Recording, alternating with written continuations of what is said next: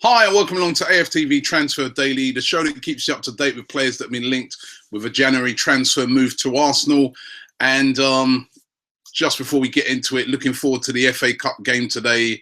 The weather's not too clever today over in the UK. Rain's pouring down. We're looking forward to it. Listen, I'm really, I'm not sure about you guys, but I'm really excited to see if Arsenal can, go all the way again, win it 3 times in a row. That'd be absolutely unbelievable. We know it's going to be a changed team today, but I am still looking forward to that game today. But listen, let's get into the transfers and all the transfer links. And the one that is the standout one today is for Igahlo. For me, this was only a matter of time before Arsenal got linked with Igahlo. He's scored 14 goals in 20 games this season. He's got an incredible record this calendar year, or should I say last calendar year, of scoring goals. 26 years of age, plays for Watford, and he's been absolutely outstanding this year for Watford. One of the main reasons why they've been flying high is his goals. And we're reading in a lot of media outlets, virtually everyone today, that Arsene Wenger is interested in signing Igahlo. Now, a lot of the rumours say that Wenger sort of accepts that it's not a deal that he thinks he'd be able to get over the line in January, because obviously Igahlo is too important to Watford for them to possibly think of letting him go. I mean, that would be absolute suicide. But it's one that Arsenal are seriously looking at trying to make happen in the summer. All right, so I suppose that is realistic, to think that Igahlo could be a deal that could be a possibility in the summer. I do like this player. He's very quick. He's so strong, and he's definitely got an eye for goal. Would he excite Arsenal fans? I mean, Arsenal fans are probably dreaming of bigger signings like your Aubameyangs or people like that. But he's doing it in the Premier League at the moment, and that's where you've got to do it, in the Premier League, because that's where you're going to play, in the Premier League. And lots and lots of links with him today. Igahlo, as I said, though, no way will that happen in January. Again, just as I've been saying with the Troy Deeney one that we were talking about the other day, why would Watford sell their best players right now in the January transfer window? Talking of Troy Deeney, Arsene Wenger came out yesterday and said that the rumours linking Arsenal with Troy Deeney are rubbish. He's put that one to bed. Also, he also said about the oxlade-chamberlain rumours. He said, listen, forget that as well. Oxlade-chamberlain going to Chelsea. He said those rumours are rubbish as well. So I think you can put both of those to bed right now. I said right from the first time I heard about the link to Troy Deeney that I thought it was a ridiculous rumour.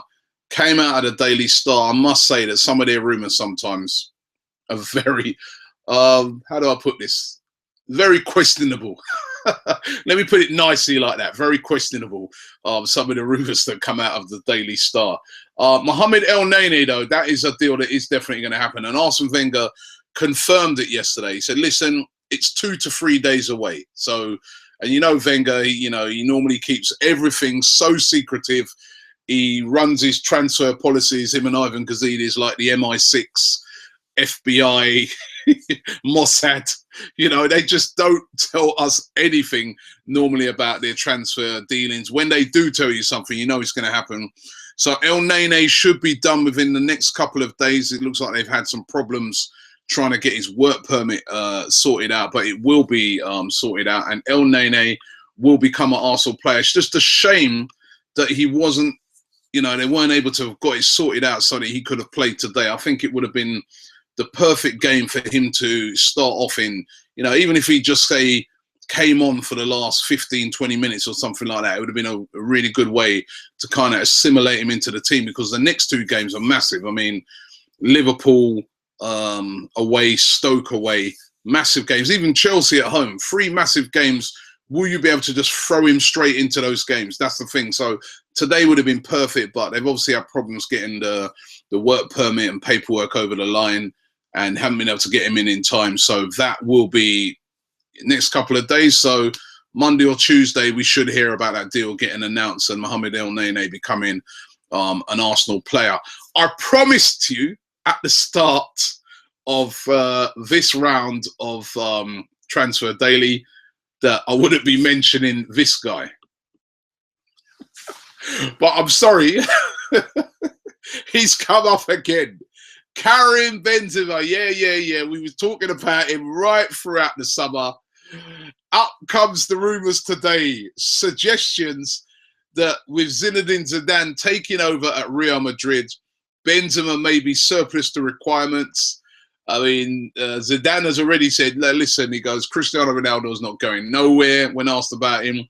Gareth Bale's not going nowhere. He hasn't come out and spoken about Benzema, hence the rumours. Now, listen, he's not going anywhere. Definitely, again, no way are they going to get rid of him in the January transfer window. So I'm not trying to say that Arsenal are after him. But again, this is another one that is being talked up as a possible summer move now, that Arsenal could go back in for Karim Benzema in the summer, because the plans are that they're going to do a massive overhaul at Real Madrid, as they do practically every year, and Arsenal may be interested in Benzema. My thoughts on it would be actually that if Benzema was available in the summer, too late. You've missed it. You know what I mean? You should have come last year. You haven't come. You stayed at Madrid. And I think, you know, what would he be next year? 29? It's too late. You want somebody younger now. So I wouldn't say Benzema would probably be in Arsenal's plans anymore anyway. But Benzema ultimately linked with Arsenal again today. This guy's interesting. Granit Xhaka, interesting Arsenal, according to many outlets. He's also been linked with Liverpool, a couple of other teams. He's a defensive midfielder, 23 years of age, plays for Borussia Mönchengladbach.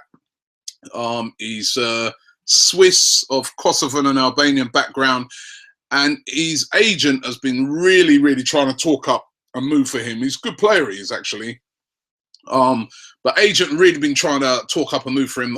I'd heard actually that his agent had really been trying to push him towards Arsenal, because obviously Arsenal needed a defensive midfielder. But again, I can't see that happening. I can't see Arsenal signing two defensive midfielders.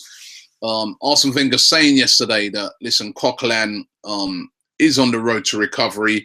He's bringing in Elneny. He's already got Flamini. He's got Arteta. I think there's absolutely no chance of Granit Xhaka, despite a lot of the outlets trying to talk it up, despite his agent trying to talk it up. Why would Arsenal, if they're getting Elneny, go and sign Xhaka as well? So again, I'm sorry to be saying this practically every link today, but I just can't see that one happening. It's going to be Elneny for sure. So the Granit Xhaka one, I don't think will happen. Maybe his agent's trying to talk the move to Arsenal so that he can then excite other clubs that will then come in and get him. But I can't see that one happening. And finally, good news for Joel Campbell.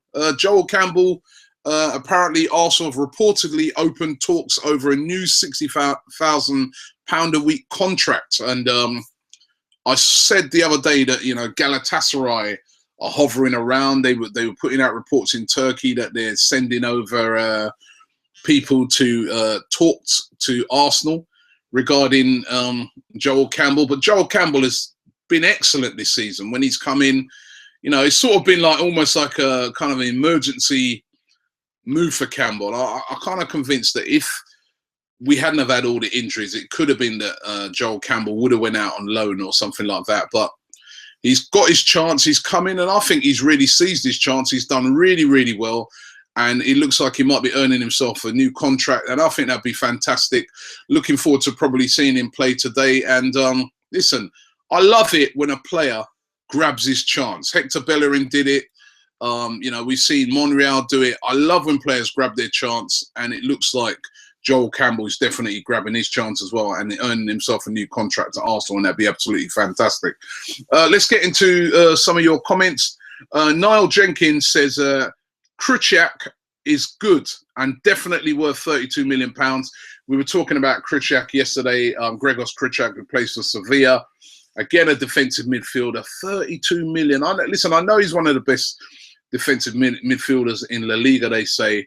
But 32 million pounds still seems like a lot of money for Krychak. And again, we're getting this guy Elneny. So, you know, we've got Coquelin. I think every Arsenal fan is really happy with Coquelin. So if Elneny comes in and does the business as well, we're going to be all right in that position. So we wouldn't really need Kritchak. And do you know what? Coquelin for me is as good as Kritchak, or you know, there's no. I wouldn't say Kritchak is a better player from what I've seen of him to Coquelin. So I'm more than happy with Coquelin. And remember, he's injured, so he will be coming back. Let's hope he comes back the same Coquelin as he was before.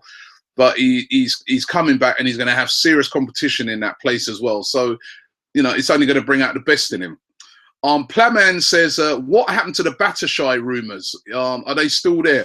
Michay Batshuayi, who plays for Marseille, signed a new contract now with Marseille, so he's definitely not going to be leaving in January. If anything, there's a possibility he may leave in the summer. Again, a lot of these contracts being done now to protect the club against the player leaving cheaply, and then they're basically giving them a lot of money in a new contract and saying that if anything comes up in the summer, everybody ends up getting a nice deal. So Batshuayi definitely not leaving Marseille in this window. There were a lot of clubs after him. Arsenal were linked with him, but that's not going to be happening. I asked yesterday, what about Matthew Debuchy? Should we allow him to leave? He wants to leave. He wants to play week in, week out football, but we want to win the league, as I was saying yesterday. You know, and he's an important player who could come in and cover at right back. Ross AFC says no. What if Bellerin gets injured? No, we shouldn't let him leave. Sam Udin says Arsenal should persuade WWE wrestler Mark Henry to become a footballer. He could come in as in our defensive midfield. Iman Ali says, I think we should sell Debuchy because he's 30 years of age, and also Hector Bellerin is a class right back for Arsenal. Yes, all of that is true, but what about cover? That's what I'm saying. We want to have the proper cover in case anything happens to Bellerin. Carl Watkinson says, if Debuchy wants to leave, let him and bring in somebody else. But that's the point again. Then having to bring in someone else, they've got to get used to Arsenal. They've got, you know, and we've already got this guy there, and what we're letting him leave just because he wants to play regular football. Simzu says Kritchak and Harry Kane are the players we should go for. Harry Kane, that would really be controversial if we went for Harry Kane. Yamball Gaming says Aubameyang was never close to signing for us. It's just a journalist making up rumours to excite the fans.